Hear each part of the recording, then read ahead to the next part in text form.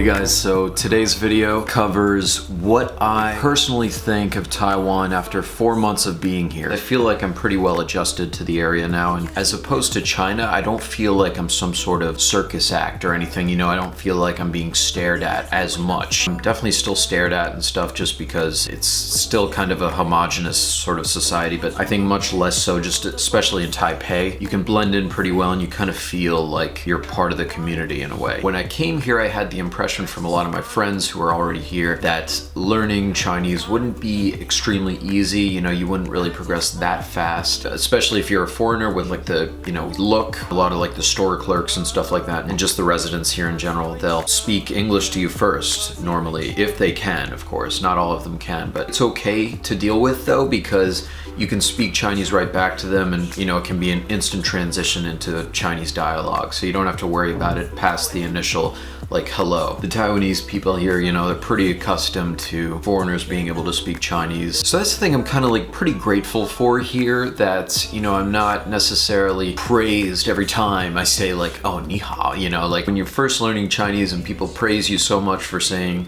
simple phrases and stuff, it can feel really great and can give you, you know, a nice boost of confidence and all that. But for me, I find that, you know, later into the learning experience, you just kind of want to have conversations with people and not have them like be like, whoa, my God, dude, you said hello, you said how are you? Another aspect to this place is the fact that you have like lots of getaways as far as the natural scenery is concerned. You know, you have your big parks like Da'an Park in the middle of Taipei City, and if you go not too far out, you can find places to hike at. Just going by the subway system in Taipei, by the MRT, you can find tons of different types of places, both natural and otherwise, to just kind of relax, kick back, and get away for a moment, you know what I'm saying? So when I was thinking about Shanghai in my comparison video with Taipei, I was often thinking about how diverse the place is and how many different kinds of people you can meet and different cultures and cuisines and stuff like that. The thing about Taipei is that it's pretty comparable, I'd say, to that kind of level of diversity. I have found so many different types of people, and I've been able to create friendships and stuff like that that have really improved my quality of life here. In the beginning of my experience here in Taipei, one of the first things I noticed was that when I was comparing it to Beijing, for example, I noticed like people here just seem happier in general. That's kind of the vibe I got. It's just more chill here, I guess.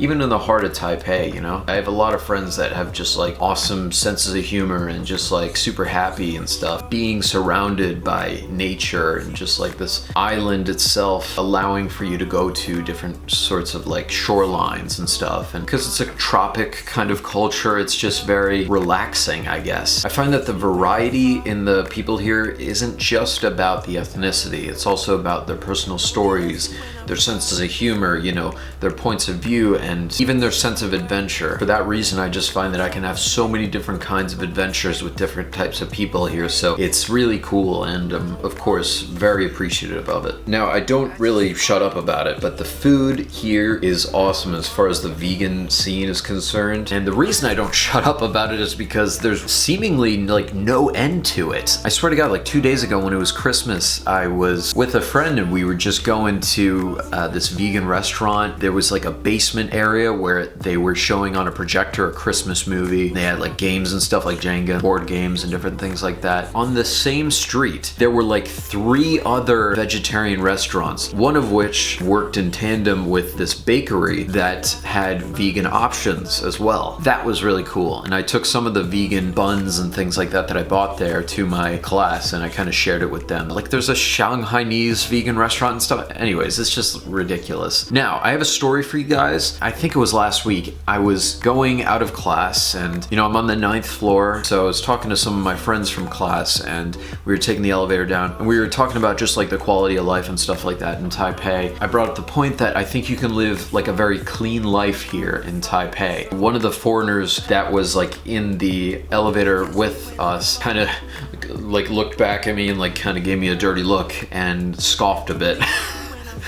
And I was like, you know, if that's not rude enough. But like, I was totally fine with it. I understand that some people have different kind of life experiences here, and so, you know, depending on like your friend group and stuff like that, it can really influence how you live your life here. So anyways, the fact that Taiwan is just so convenient, if you're being selective with what you eat and what you do during your time off from work or school, then yeah, I mean, you can definitely live a really healthy life. Yeah, they're just very accepting out here, you know, you could just get away with a lot of things, but it's also super safe here. Not as if I had to worry about safety in the past, but although for you girls out there, I have a friend who was walking back home, maybe this was like 2 a.m., I forget what the time was, but she was explaining to me how this guy, I guess, got out of his car and maybe thought she was like a prostitute or something, as if that's a thing that happens here. I think it does happen here, but only in very, very specific places. It's not a normal thing. He asked for her help, and she was like, oh great, I get to help someone, great, okay. And so he said something along the lines of like, he wanted to, you know, get with her or whatever. So he offered her like 10,000 NTD. The guy kind of started like begging after she said, no, I have a boyfriend, whatever. She was fine and everything. There are very selective circumstances where that might happen to you if you're a girl, you know, and maybe if you're a guy, but I just, you know, I haven't experienced it myself, so anyways. The streets can be like empty at night. Like I'm telling you guys, like empty.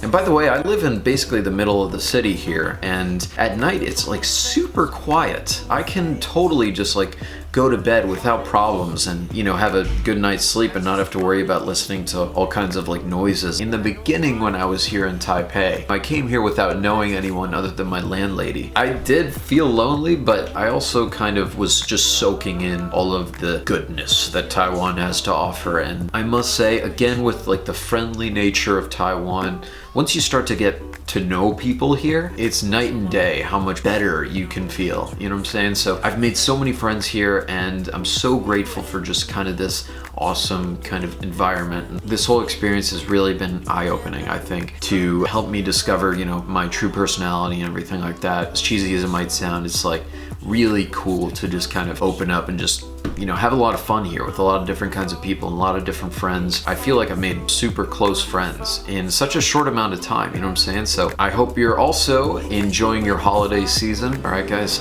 see you around.